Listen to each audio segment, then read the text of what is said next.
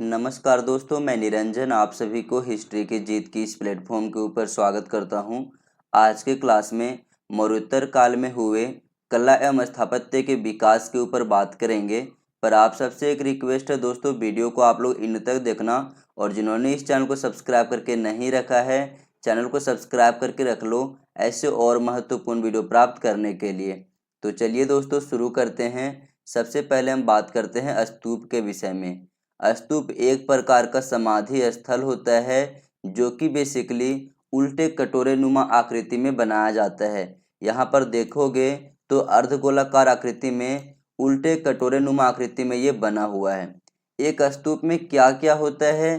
तो 4 तोरण द्वार, वेदिका, अशोका कॉलम, मेधी, अंड, प्रदक्षिणा पथ, हर्मिका।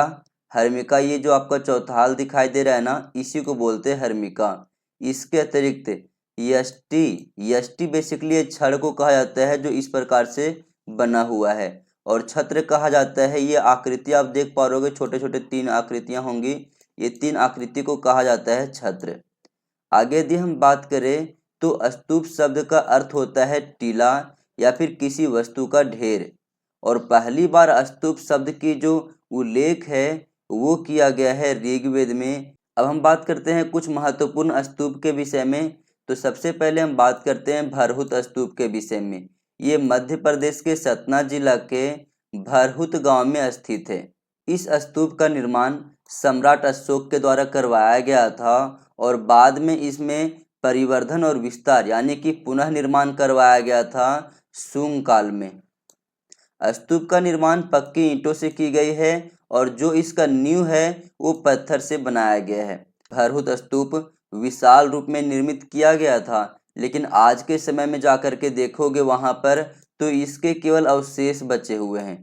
इस स्तूप के मूल अवशेष कहाँ कहाँ पर हैं? प्रयागराज में, इसके अतिरिक्त कलकत्ता में, पटना के रामवन में, और दिल्ली के राष्ट्रीय संग्रहालय में सुरक्षित रखे गए हैं। 1873 ईस्वी में अलेक्जेंडर कनिंघम ने भरहुत स्तूप को खोजा था। स्तूप के अंड का जो व्यास है वो 68 फुट का है, और जो वेदिका है उसका परिधि लगभग 330 फुट का है। आप लोग एक एक विशेषताएं को अच्छे तरीके से याद रखना, क्योंकि एग्जाम में इनके विशेषता भी पूछा जाता है। भरहुत स्तूप के वेदिका में लगभग 80 एकास्मत स्तंभ थे, यानी कि एक ही पत्थरों के बनाए हुए स्तंभ थे जिनके ऊपर उसनिश बनाए हुए थे, और इसमें 4 प्रवेश द्वार बनाए गए थे। स्तंभों के मध्य में चक्र बना हुआ था, और ऊपर नीचे अर्धचक्र बनाए गए थे। इसके अतिरिक्त याद रखना, वेदिका, तोरण द्वारों और स्तंभों को बुद्ध के जीवन की घटनाओं और जातक कथाओं से सजाया गया था, और यहाँ पर इनको और अच्छे तरीके से अलंकृत करने के लिए कई सारे वृक्ष, फूल पत्तियों, यक्ष, नाग, राजा, सामान्य पुरुषों, अनेक प्रकार के ध्वजा, और इसके अतिरिक्त राज चिन्हों से तोरण द्वारों, वेदिकाओं और स्तंभों को सजाया गया था।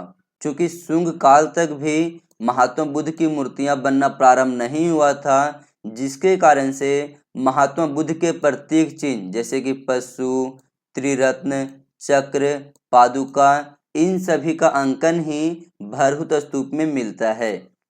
कुछ ऐतिहासिक चित्र भी अंकित किए गए हैं, जैसे कि कौशल नरेश प्रसेनजीत रथ में बैठे हुए दर्शाए गए हैं, और अजात शत्रु को बुद्ध की वंदना करते हुए दिखाया गया है। अब यहाँ से यूजीसी नेट के पेपर में जून 2020 में प्रश्न पूछा गया था, कला के इतिहास के संदर्भ में निम्नलिखित को पहले से बाद के कालानुक्रम में व्यवस्थित करें। आपको क्रोनोलॉजी ऑर्डर में अरेंज करने के लिए कहा गया है। 4 विकल्प दिए गए हैं, भूमरा, भरहुत, जगियापेट और तंजावुर। तो सबसे पहले आ जाएगा आपका भरहुत, उसके बाद जगियापेट, उसके बाद आ जाएगा भूमरा, और सबसे अंतिम में आएगा आपका Thanjavur. BCAD option number B में है। ऑप्शन नंबर बी आपका सही जवाब है। तो आपसे यहाँ पर पूछा गया है क्रोनोलॉजी ऑर्डर में अरेंज करने के लिए लेकिन आपसे अगले बार इसकी विशेषता भी पूछ सकता है, तो आप इनकी विशेषताओं को भी अच्छे तरीके से याद रखना।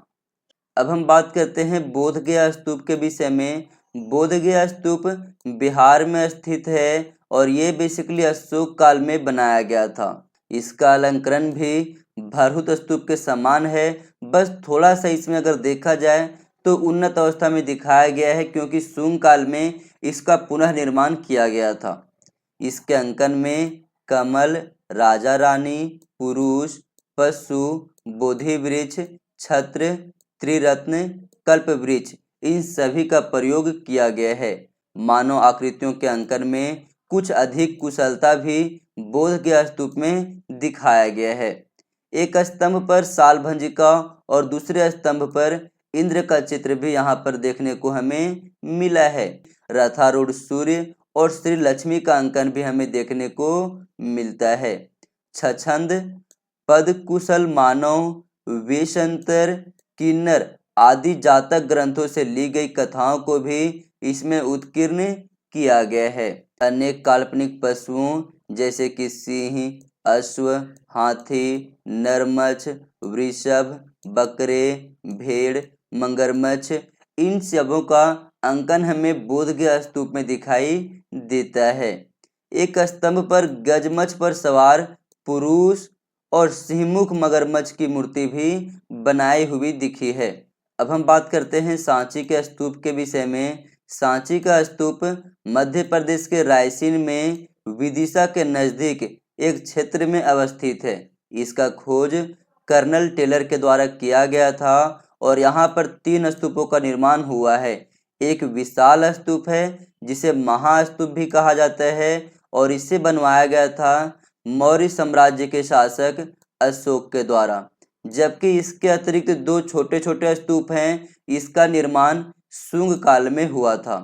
महास्तूप यानी कि जो विशाल स्तूप है उसमें भगवान बुद्ध के धातु अवशेष हैं, जबकि जो छोटे छोटे 2 स्तूप हैं उसमें जो द्वितीय स्तूप है उसमें अशोक कालीन धर्म प्रचारकों के धातु अवशेष हैं और तृतीय स्तूप में बुद्ध के 2 प्रमुख शिष्यों सारिपुत्र और मोदगलायन के धातु अवशेष रखे गए हैं।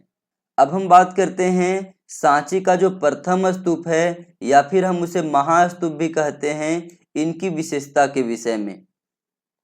महास्तूप का निर्माण अशोक के समय ईंटों की सहायता से हुआ था।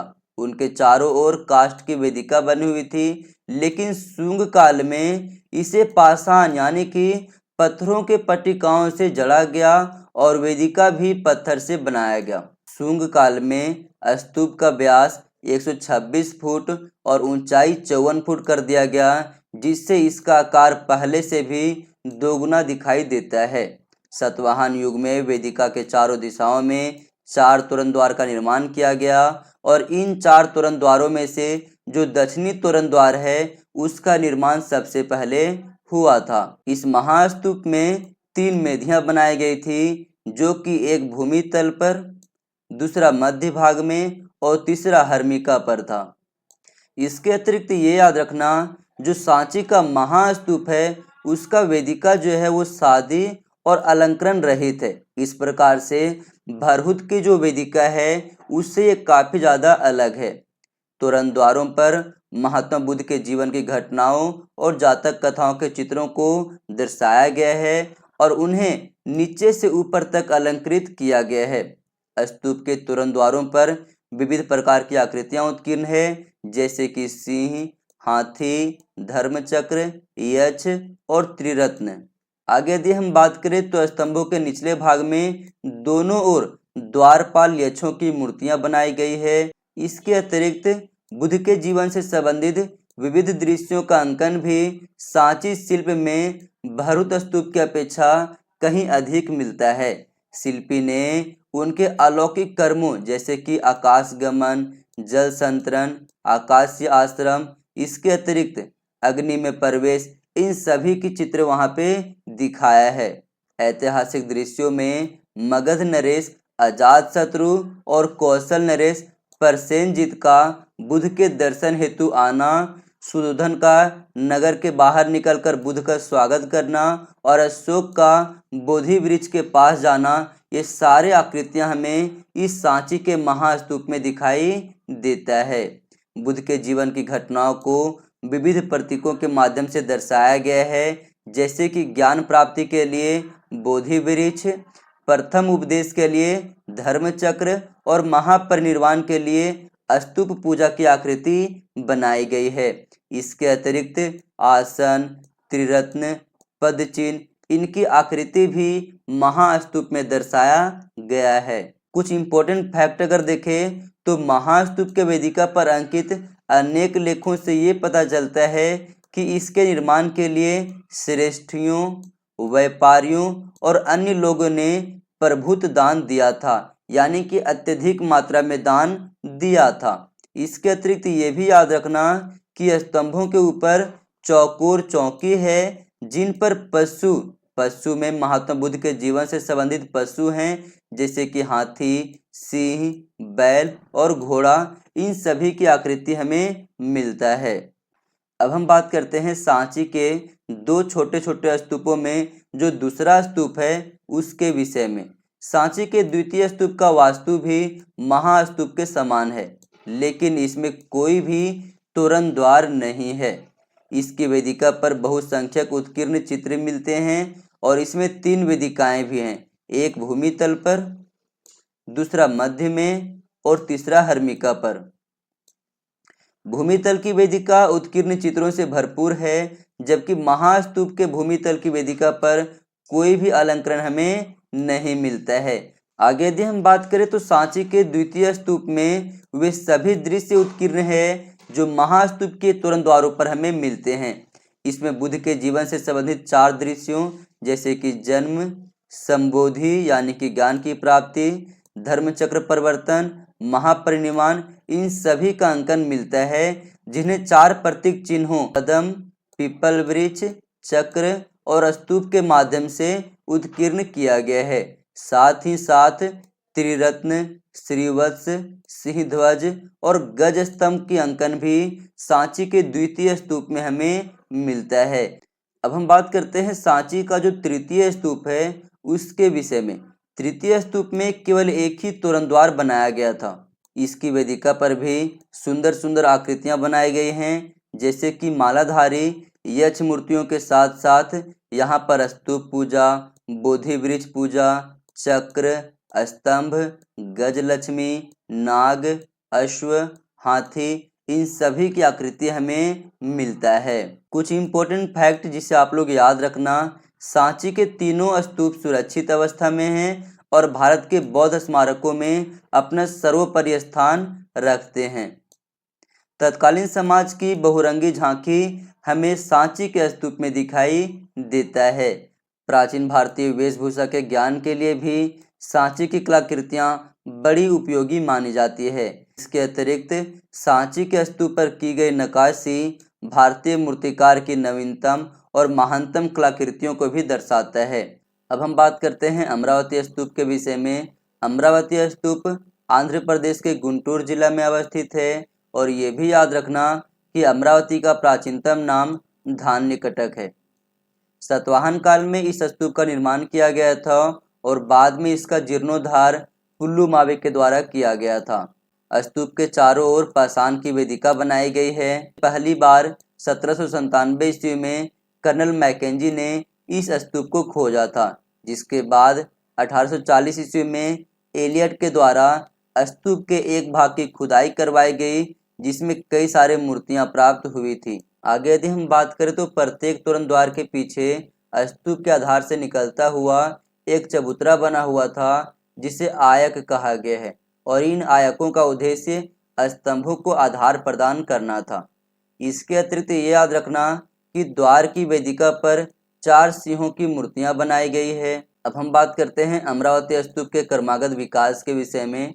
तो यदि हम प्रथम चरण की बात करें तो इसका समय काल है 200 ईसा पूर्व से 100 ईसा पूर्व। इस समय अमरावती स्तूप में स्तंभ शीर्ष पर विभिन्न प्राणियों और बुद्ध के प्रतीकों आदि का अंकन किया गया था और अभी तक बुद्ध की मूर्तियां गढ़ने की जो प्रथा है वो प्रारंभ नहीं हुई थी। वहीं अगर हम द्वितीय चरण की बात करें तो इसका समय काल है 100 ईसा पूर्व से 100 ईस्वी के बीच में। इस अवधि की शिल्पकारी पहले की अपेक्षा भव्य और सुंदर तरीके से गढ़े गए। इसमें बुद्ध का अंकन, प्रतीक और मूर्ति दोनों मिलते हैं, जैसे कि महाभिनिष्क्रमण, मार विजय। ये कुछ दृश्य हमें द्वितीय चरण में दिखाई देता है। वहीं यदि हम बात करें तृतीय चरण के विषय में तो इसका समय काल है 150 ईस्वी से 250 ईस्वी के बीच में। यदि हम इस समय की विशेषता देखें तो सातवाहन नरेश पुल्लुमावी का काल था ये, जिसमें वास्तु और शिल्प दोनों दृश्यों से स्तूप का अधिकतम संवर्धन किया गया था। स्तूपों, सूचियों और उसनियों पर सुंदर शिल्प उत्कीर्ण किए गए हैं। इसके अतिरिक्त स्तंभों के बाहरी बाजुओं पर बीच में बड़ा सा कमल बनाया गया है और ऊपर में अर्ध कमल बनाया गया है। इसके अतिरिक्त जो मध्य भाग है उसमें बुद्ध के जीवन की विविध घटनाएं दर्शाई गई हैं। एक सूची पर उत्कीर्ण नलगिरी हाथी के दमन का दृश्य हमें काफी ज्यादा प्रभावित करता है। धर्मचक्र, पूजा, इन सभी दृश्यों का सही तरीके से तृतीय चरण में अंकन किया गया था। इस प्रकार से तृतीय चरण सातवाहन कालीन कला के चरमोत्कर्ष को व्यक्त करता है। अब हम बात करते हैं कुछ इंपॉर्टेंट फैक्ट के विषय में। तो अमरावती शिलापटों की नक्काशी में तत्कालीन जनजीवन की सर्वांगीण झांकी प्रदर्शित होती है। इसके अतिरिक्त निर्धन व्यक्ति की कुटियों से लेकर के भिक्षुओं के 2 मंजिले विहार तथा राजमहल सभी अत्यधिक निपुणता के साथ यहाँ पे हमें दिखाई देता है। बुद्ध चरित्र और जातक कथाओं का इतना ज़्यादा विशद और सटीक उत्कीर्णन किया गया है कि भारत के किसी अन्य स्तूपों और चैत्य ग्रहों में ऐसा हमें देखने को नहीं मिलता है। मौर्य शासक अशोक ने अन्य स्थानों के समान अमरावती में भी एक स्तूप का निर्माण करवाया था, क्योंकि यहाँ से अशोक स्तंभ का एक खंड हमें मिलता है। अब हम बात करते हैं नागार्जुनी कोंड स्तूप के विषय में। तो याद रखना, नागार्जुनी कोंड को विजयपुरी के नाम से भी जाना जाता है और यहाँ पर इक्ष्वाकु वंशी राजाओं की राजधानी थी, जो कि सातवाहनों के उत्तराधिकारी बने थे। यानी कि इक्ष्वाकु वंशी राजाओं ने ही नागार्जुनी कोंड स्तूप को बनवाया था। इक्ष्वाकु शासक ब्राह्मण धर्म के अनुयायी थे, लेकिन उनकी रानियों की अनुरक्ति यानी कि झुकाव बौद्ध धर्म के प्रति था और इन्हीं की प्रेरणा से यहाँ पर स्तूपों का निर्माण करवाया गया था। इक्ष्वाकु रानियों द्वारा निर्माण कार्य के लिए 9 क्रमिक नामक अधिकारी की नियुक्ति की गई थी। इक्ष्वाकु नरेश महारथी पुत्र वीर पुरुष दत्त के शासनकाल में महास्तूप का निर्माण एवं संवर्धन हुआ और उसकी रानी बप्पी श्रीनिका के लेख से महाचैत्य का निर्माण पूरा किए जाने की सूचना हमें मिलता है। इसके अतिरिक्त याद रखना कि महास्तूप के साथ साथ बौद्ध धर्म से संबंधित अन्य स्मारकों और मंदिरों का निर्माण भी नागार्जुनी कोंड स्तूप के आसपास में किया गया था। आगे यदि हम बात करें तो नागार्जुनी कोंड से लांघस्ट को 9 स्तूपों के ध्वंसावशेष प्राप्त हुए थे, जिनमें से 4 पाषाण पट्टिकाओं से जड़े गए थे। नागार्जुनी कोंड से जो स्तूप मिले हैं वे अमरावती के स्तूप से मिलते जुलते हैं। यहाँ का महास्तूप गोलाकार अवस्था में बनाया गया दिखाई देता है। इसके अतिरिक्त याद रखना कि बौद्ध और जातक कथाओं का अंकन भी हमें यहाँ से मिलता है। बेसिकली दशरथ जातक के विषय में याद रखना, क्योंकि यहाँ से एग्जाम में प्रश्न पूछा गया है। प्रमुख दृश्यों की बात करें तो बुद्ध के जन्म, महाभिनिष्क्रमण, संबोधि, धर्मचक्र परिवर्तन, माया का स्वप्न। माया जो है महात्मा बुद्ध के माता थी। इसके अतिरिक्त मार विजय की आकृति भी हमें नागार्जुनी कोंड स्तूप से दिखाई देता है। नागार्जुनी कोंड स्तूप की प्रमुख विशेषता आयकों का निर्माण है। आयक एक प्रकार का चबूतरा होता था। स्तूप के आधार को आयताकार रूप में बाहर की ओर चारों दिशाओं में आगे बढ़ा करके बनाया जाता था।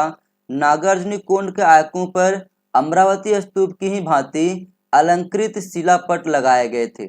इस स्तूप की वेदिका में प्रवेश द्वार तो मिलते हैं लेकिन तोरणों का अभाव है।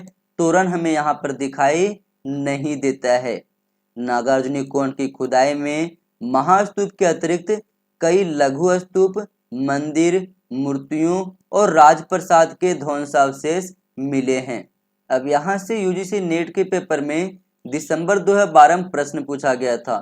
दक्षिण भारतीय स्थित निम्नांकित स्तूप अवशेषों में दशरथ जातक का शिल्पांकन मिला है, तो ये मिला है नागार्जुन कुंड से। तो सही विकल्प हो जाएगा ऑप्शन नंबर सी आपका। अगला प्रश्न है, प्राचीन भारत के कला के इतिहास के संदर्भ में इन्हें कालक्रम अनुसार व्यवस्थित कीजिए। भाजा, नागार्जुनी, एलिफेंटा और कार्ले। तो सबसे पहले आपका आ जाएगा नागार्जुनी, उसके बाद आ जाएगा आपका भाजा, उसके बाद कार्ले और सबसे अंतिम में आएगा आपका एलिफेंटा। तो B A D C option number B में है। ऑप्शन नंबर बी आपका सही जवाब है। अब हम बात करते हैं शैलकृत गुफाओं के विषय में। तो सबसे पहले हम बात करते हैं भाजा की गुफा के विषय में। ये महाराष्ट्र के पुणे जिले में स्थित है और इसमें स्तंभों की संख्या 27 है जो कि दीवारों के निकट बनाए गए हैं। इसका बनावट 8 पहलू आकृति में दर्शाया गया है। इसके अतिरिक्त याद रखना कि भाजा की गुफा में विहार, चैत्यगृह और 14 स्तूप हैं जो कि हीन यानी बौद्ध धर्म को समर्पित है। चैत्यगृह में कोई भी मूर्ति नहीं मिलता है लेकिन मंडप के स्तंभों पर त्रिरत्न, नंदीपद, श्रीवत्स, चक्र ये सभी आकृतियां बनी हुई है।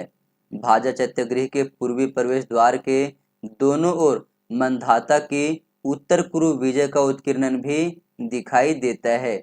इसमें से एक अंकन में मंधाता को 4 घोड़ों के रथ पर सवार होकर बलपूर्वक उत्तर पूर्व में प्रवेश करते हुए दर्शाया गया है। मुख्य मंडप के स्तंभों के शीर्ष भाग पर स्त्री पुरुष की वृषारोही मूर्तियां अलंकृत की गई हैं। इसके अतिरिक्त ये याद रखना कि भाजा की गुफाएं पश्चिमी महाराष्ट्र की सबसे प्राचीनतम गुफा माना जाता है। अब हम बात करते हैं कोंडाने की गुफा के विषय में। ये महाराष्ट्र के कुलाबा जिले में स्थित है और यहाँ पर चैत्य और विहार दोनों हमें मिले हैं। यहाँ का विहार प्रसिद्ध है जो पूर्णतः काष्ठ शिल्प की अनुकृति पर तैयार किया गया है, यानी कि लकड़ी से ही बनाया गया है और इसके बीच का बड़ा मंडप स्तंभों पर टिका हुआ है। स्तंभों पर गज पृष्ठाकार छत बनी हुई है। इसके अतिरिक्त मुख्य मंडप की पिछली द्वार में 3 प्रवेश द्वार और 2 जालीदार झरोखे बनाए गए हैं। भीतरी मंडप के तीनों ओर भिक्षुओं के आवास के लिए कक्ष भी बनाया गया था। अब हम बात करते हैं पीतलखोरा गुफा के विषय में। ये महाराष्ट्र के खानदेश के सतमाला नामक पहाड़ी में स्थित है और इसका कुल संख्या 13 है। नासिक और सुपारा से प्रतिष्ठान की ओर जाने वाली व्यापारिक मार्ग पर यह अवस्थित है और बेसिकली ये हीनयान के प्रभाव के कारण जाना जाता है, लेकिन बाद के दिनों में यहाँ पर महायान का विस्तार भी देखने को हमें मिला था। इसके अतिरिक्त याद रखना कि गुहा संख्या 3 पीतलखोरा का जो है वो चैत्यगृह है और इसका एक सिर अर्धवृत्ताकार आकृति में बना हुआ है। इसके अतिरिक्त ये भी याद रखना कि स्तंभों पर उत्कीर्ण 2 लेखों से हमें पता चलता है कि पीतलखोरा गुफाओं का निर्माण प्रतिष्ठान के श्रेष्ठों के द्वारा किया गया था।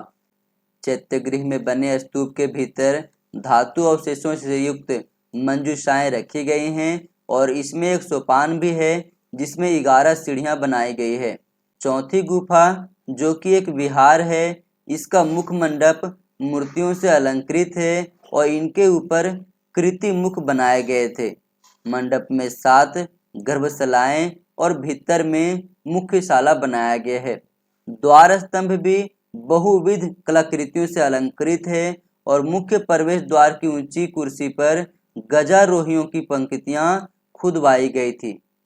आगे यदि हम बात करें तो कमलासन पर बैठी लक्ष्मी दोनों हाथों में सनाल कमल लिए हुए दर्शाए गए हैं और उन्हें 2 हाथी अभिषिक्त कर रहे हैं और किनारे वाले स्तंभों पर त्रिरत्न और फूलों का आकृतियां बनी हुई है।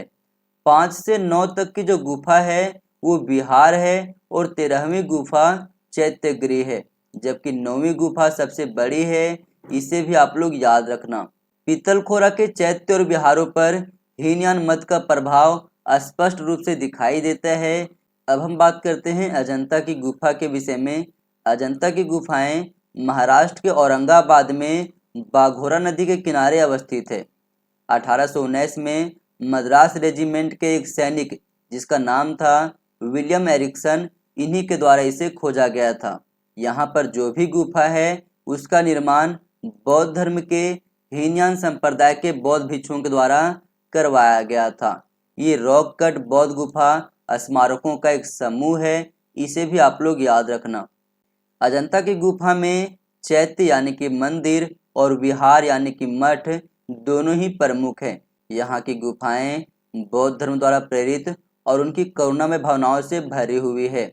इसके अतिरिक्त अजंता की गुफाओं की जो चित्रकारी है वो जातक की कहानियों को दर्शाती है।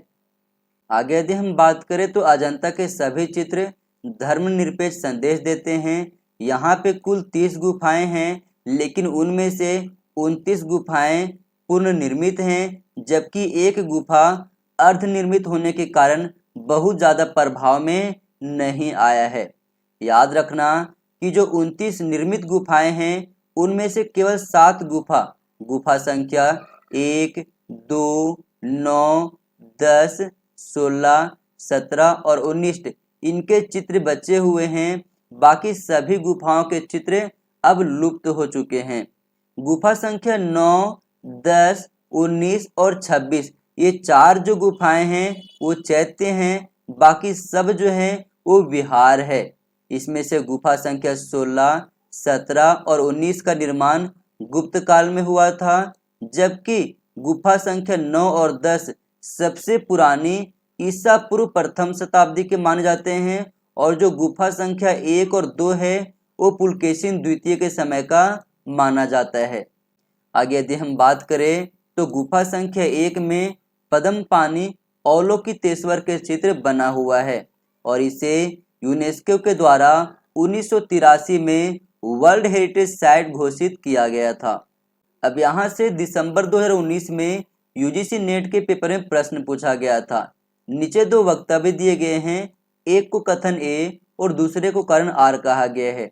कथन में कहा गया है अजंता के प्राचीनतम चित्रों का काल द्वितीय एवं प्रथम शताब्दी ईसा पूर्व माना जाता है। बिल्कुल सही है। कारण में कहा गया है कालक्रम अनुसार गुफा संख्या 1 और 2 के चित्र सबसे बाद के एवं गुप्तोत्तर काल के हैं। बिल्कुल सही बात है, क्योंकि पुलकेशन द्वितीय पूर्व मध्यकाल यानी कि गुप्तोत्तर काल के माने जाते हैं। तो यहाँ पर दोनों स्टेटमेंट सही है, लेकिन कारण जो है कथन का व्याख्या नहीं कर रहा है, जिसके कारण से सही विकल्प हो जाएगा ऑप्शन नंबर बी आपका। अगला प्रश्न है प्राचीनतम अजंता चित्रकला कहाँ उपलब्ध है? तो ये उपलब्ध है गुफा संख्या 9 और 10 में, इसलिए सही विकल्प हो जाएगा ऑप्शन नंबर बी आपका। अब हम बात करते हैं नासिक की गुफा के विषय में। नासिक की गुफा महाराष्ट्र के नासिक में गोदावरी नदी के तट पर अवस्थित है। यहाँ पर कुल 17 गुफाएं हैं, जिनमें से एक चैत्यगृह है और 16 विहार है। प्रारंभिक विहार यानी कि जो सबसे पहले बना था, जिसकी आकृति बहुत ज़्यादा छोटा है, ये हीनयान मत से संबंधित है और गुफा में अंकित एक लेख से पता चलता है कि इसका निर्माण सातवाहन शासक कृष्ण के द्वारा करवाया गया था। इसके अतिरिक्त जो 3 बड़े विहार हैं उसका निर्माण नहपान, गौतमीपुत्र सतकर्णी और यज्ञश्री सतकर्णी के समय में किया गया था। गौतमीपुत्र सतकर्णी के विहार में 18 कमरे बने हुए हैं और इसके बरामदे में 6 अलंकृत स्तंभ बनाए गए हैं, जिनके शीर्ष पर वृषभ, अश्व, हाथी इन सभी पशुओं की आकृति बनी हुई है। जबकि यज्ञश्री के विहार का विशाल मंडप 61 फुट लंबा है और इसके 3 ओर 8 कक्ष बनाए गए हैं। मंडप के पीछे गर्भगृह और उसके सम्मुख में 2 अलंकृत स्तंभ बनाए गए हैं और इसी में आसीन मुद्रा में बुद्ध की एक बड़ी प्रतिमा भी दिखाई गई है, जिनके अगल बगल में अनुचरों की आकृतियां बनी हुई है। यहाँ पर अंकित एक लेख के अनुसार ये पता चलता है कि इस गुफा का निर्माण वासु नामक किसी महिला ने करवाया था, जिसके विषय में माना जाता है कि यज्ञश्री के सेनापति की ये पत्नी रही होगी। आगे यदि हम बात करें तो नासिक की जो अन्य गुफाएं हैं वो महायान मत से प्रभावित हैं। इसके अतिरिक्त याद रखना कि नासिक के जो चैत्य गृह हैं उसे पांडु लेन कहा जाता है और इसमें एक संगीतशाला भी बनाया गया था। अब हम बात करते हैं कार्ले की गुफा के विषय में। ये महाराष्ट्र के पुणे जिले में स्थित भोर घाट नामक पहाड़ी में स्थित है। यहाँ पर एक भव्य चैत्यगृह और 3 विहार बने हुए हैं और ये हीनयान अवस्था का विशालतम और सर्वाधिक विकसित शैलीकृत चैत्यगृह माना जाता है। गुफा के प्रवेश द्वार पर स्तंभ निर्मित है जिसके शीर्ष पर 4 सिंह की आकृति बनाई गई है।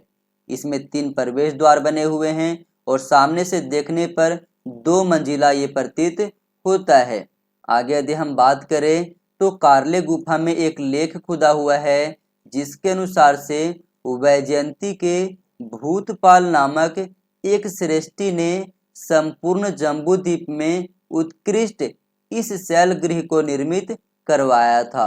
अब हम बात करते हैं कन्हेरी गुफा के विषय में। ये महाराष्ट्र के मुंबई में अवस्थित है और कन्हेरी का जो प्राचीनतम नाम है वो है कृष्णगिरी। यहाँ की पहाड़ी में सैकड़ों गुफाएं भिक्षुओं के आवास के लिए बनाई गई थी। कन्हेरी की गुफा का निर्माण हीनयान बौद्ध संप्रदाय के अंतिम काल में हुआ था। सातवाहन राजाओं के समय में अधिकांश गुफाएं उत्कीर्ण करवाई गई थी। इसके अतिरिक्त याद रखना कि कार्ले गुहा समूह से इनमें काफी ज्यादा समानता दिखाई देता है। चैत्यगृह भी कार्ले के अनुकरण पर बनाया हुआ है। आगे यदि हम बात करें तो कन्हेरी गुफा के गृह मुख के सामने एक बड़ा सा प्रांगण है जो कहीं पर भी हमें अन्य गुफाओं में दिखाई नहीं देता है। इसके एक ओर अलंकृत वेदिका और इसके ऊपर हाथ उठाए हुए यक्ष मूर्ति बना हुआ है। साथ ही इन्हें अनेक प्रकार के पशुओं और लताओं से सुसज्जित किया गया है। प्रांगण के दोनों किनारों पर बने स्तंभों के सिरों पर यक्ष मूर्तियां, चौकी और सिंह की आकृति बने हुए हैं। सामने की ओर से 2 तल्ला बरामदा बना हुआ है। इसके अतिरिक्त स्तंभों के शीर्ष मूर्तियों से अलंकृत हैं। गर्भगृह में 16 फीट व्यास का एक गोल स्तूप भी स्थापित किया गया है। अब हम बात करते हैं मरुत्तर काल में विकसित हुए मूर्ति कला के विषय में। इस समय 2 मूर्ति कला बहुत ज़्यादा प्रभाव में थे। पहला गंधार कला और दूसरा मथुरा कला। दोनों के बारे में पढ़ते हैं। सबसे पहले हम बात करते हैं गंधार मूर्ति कला के विषय में। गंधार मूर्ति कला को इंडो ग्रीक या फिर ग्रीको बुद्धिस्ट शैली के अंतर्गत रखा जाता है। चूंकि इसका केंद्र बिंदु गंधार था इसलिए इसे गंधार कला शैली के नाम से भी जाना जाता है। इस लाइन को भी आप लोग याद रखना। गंधार मूर्ति कला का जो केंद्र बिंदु रहा है उसमें शामिल है जलालाबाद, शाहजी की ढेरी, बामियान, हड्डा, पेशावर, तक्षशिला, गंधार, पलतू की ढेरी, शहर बहिलोल और कपिसा। यदि हम मूर्ति कला में प्रयोग की जाने वाली सामग्री की बात करें तो नीले या फिर काले शिष्ट पत्थर या फिर भूरे स्लेटी पत्थर का प्रयोग मूर्ति कला में किया जाता था, जो कि निकटवर्ती क्षेत्र जैसे कि स्वात नदी घाटी और बुनेर की पहाड़ियों से लाया जाता था। इसका समय काल 1ली शताब्दी से लेकर के 3री शताब्दी ईस्वी तक माना जाता है और 4ठी शताब्दी ईस्वी में इसका धीरे धीरे ह्रास होने लगा था। इसका जो चरम सीमा है वो कुषाण शासक कनिष्क के कार्यकाल को बताया जाता है। यहाँ की अगर हम विषय वस्तु की बात करें कि गंधार मूर्ति कला में इसकी विषय वस्तु क्या थी, कौन सी मूर्तियों का ज़्यादा प्रभाव रहा है, तो बुद्ध की खड़ी हुई और बैठी हुई मूर्ति। इसके अतिरिक्त बोधिसत्व की, बुद्ध के जीवन की घटनाओं के दृश्यों की और कुछ देवी देवताओं और रोमन देवी देवताओं की मूर्तियां बनाई जाती थी।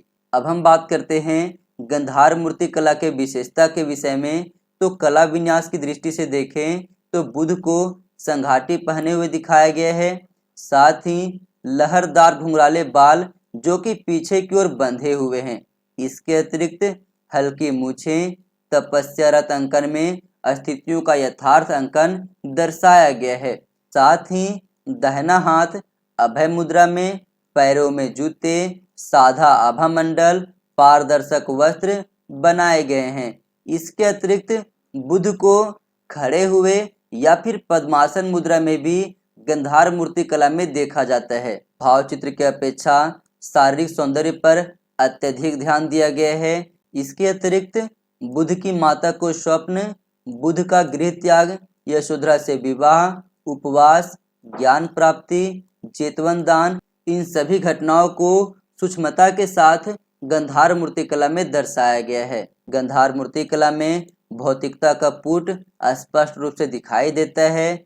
इसके अतिरिक्त बोधिसत्वों में मैत्रेय की मूर्तियां अधिक दिखाई देते हैं और अवलोकितेश्वर और पद्म पानी के कम। सर्वप्रथम गंधार मूर्ति कला में ही देवताओं की मूर्तियों में प्रभा मंडल का प्रयोग किया गया था। अब हम बात करते हैं कि गंधार मूर्ति कला में यूनानी प्रभाव कहाँ तक रहा।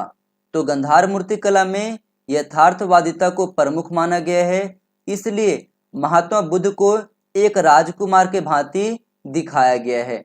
गंधार कला की बुद्ध मूर्तियां जो हैं वो यूनानी देवता अपोलो से बहुत ज़्यादा मिलते जुलते हैं। उनकी मुख को यूनानी देवता अपोलो की भांति युवावस्था में दिखाने का प्रयास किया गया है। इसके अतिरिक्त ये याद रखना कि गंधार कला की जो मूर्तियां हैं उनकी तकनीक जो है भारतीय है, लेकिन उसकी जो लक्षण है वो यूनानी दिखाया गया है। महात्मा बुद्ध की वेशभूषा यूनानी है, जैसे कि पैरों में जूते दिखाए गए हैं। गृह त्याग के समय यूनानी आभूषण पहने हुए दिखाया गया है। इसके अतिरिक्त बोधि वृक्ष के स्थान पर स्थानीय वृक्ष का अंकन किया गया है। साथ ही कमल के स्थान पर ताड़पत्र का प्रयोग, साल भंजिका के स्थान पर यूनानी नर्तकी को दर्शाया गया है। बोधिसत्वों को यूनानी राजाओं की भांति भड़कीले वस्त्र और रत्न जड़ित आभूषणों से युक्त दिखाया गया है। इस प्रकार अगर देखा जाए तो गंधार कला की जो मूर्तियां हैं उनको हम यूनानी हाथों से युक्त भारतीय हृदय से बनाया गया मूर्तियां कह सकते हैं। अब यहाँ से दिसंबर 2022 में शिफ्ट 2 में प्रश्न पूछा गया था, निम्नलिखित में से कौन से वक्तव्य सही हैं। पुदुकोट्टई स्थित सित्तनवासल गुहा मंदिर में पल्लव शासक महेंद्र वर्मन कालीन कुछ अनुपम चित्रकारी सम्मिलित है। बिल्कुल यह स्टेटमेंट सही है। अगला स्टेटमेंट है, बुद्ध की एक कांस्य प्रतिमा बिहार के बोधगया में 6वीं शताब्दी में स्थापित की गई थी। नहीं, ये स्टेटमेंट गलत है। बोधगया के जगह पे सुल्तानगंज होगा। अगला स्टेटमेंट है, बुद्ध की प्रतिमाओं को सामान्य रूप में 3 मुख्य प्रकारों के अंतर्गत वर्गीकृत किया जा सकता है, जैसे स्थानक, आसन और शयन। बिल्कुल यह स्टेटमेंट सही है। अगला स्टेटमेंट है, गंधार, मथुरा और सारनाथ से प्राप्त प्रतिमाओं में बुद्ध के सिर पर बाल को घुंघराले रूप में दाएं से बाएं की तरफ दर्शाए गए हैं। नहीं, दाएं से बाएं नहीं दर्शाए गए हैं, बल्कि घुंघराले बालों को पीछे की ओर बांधा गया है। तो ये स्टेटमेंट गलत है। अगला स्टेटमेंट है, गंधार शैली में बुद्ध को आमतौर पर अभय मुद्रा में अपना दाहिना हाथ ऊपर उठाकर दिखाया जाता है। बिल्कुल सही है। तो यहाँ पर ए, सी और ई सही हो जाएगा। ए, सी, ई ऑप्शन नंबर सी में है। ऑप्शन नंबर सी आपका सही जवाब है। अब हम बात करते हैं मथुरा मूर्तिकला के विषय में। तो यहाँ पर बौद्ध, हिंदू और जैन तीनों धर्मों से संबंधित मूर्तियां बनी हुई हैं और ये बेसिकली देसी मूर्तिकला का साक्ष्य प्रदान करता है। मथुरा मूर्तिकला का केंद्र कौन कौन से रहा है? तो कौशाम्बी, सारनाथ, सांची, अहिचित्र, श्रावस्ती, बोधगया, मेहरौली, संघोल, कटरा, मथुरा और मथुरा के आसपास के जो एरिया हैं वो बेसिकली मथुरा कला के केंद्र बिंदु माने जाते हैं। यदि हम इस मूर्ति कला में प्रयोग किए गए सामग्री की बात करें तो लाल बलुआ पत्थर का प्रयोग किया गया है, जिसमें सफ़ेद और काले चित्र बने हुए हैं। ये पत्थर मथुरा के आसपास के क्षेत्रों जैसे कि बयाना, रूपवास और फतेहपुर सीकरी जैसे स्थानों से लाए जाते थे। यदि हम बात करें मथुरा मूर्ति कला के विषय वस्तु के विषय में, तो यहाँ पर बेसिकली बुद्ध, बोधिसत्व, कुषाण राजा, हिंदू देवी देवताओं, सामान्य स्त्री पुरुष, जैन तीर्थंकरों और यक्ष यक्षिणियों की मूर्तियां बनाई गई थी। अब हम बात करते हैं मथुरा मूर्ति कला के मुख्य विशेषता के विषय में। तो मथुरा शैली की मूर्तियां आकार में विशाल रूप से बनाई गई हैं। इनमें भाव, शारीरिक सौंदर्य और भावनाएं सभी का सामंजस्य देखने को हमें मिलता है। मथुरा मूर्ति कला में महात्मा बुद्ध के मूर्ति खड़े हुए या फिर बैठे हुए भी दर्शाए गए हैं। इसके अतिरिक्त मूछों और बालों से रहित है।